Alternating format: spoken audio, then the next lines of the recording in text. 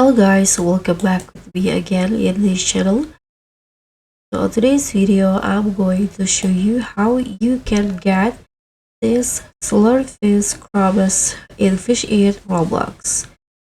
If you're looking for that iconic blue and green glow, the Slurpfish Chromis is one of the coolest crossover in Fish It, and I'm going to show you how you can add this beauty to your collection.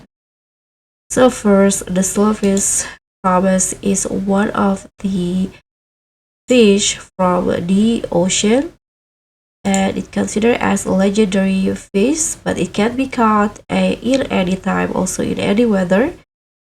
And for the exact location, you can just fish it anywhere in the ocean, but for me, I got it while I do the worm hunt and also the megalodon hunt.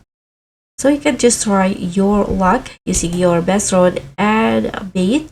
Thank you so much for watching. Don't forget to like, comment, and subscribe. Also, click on the thanks.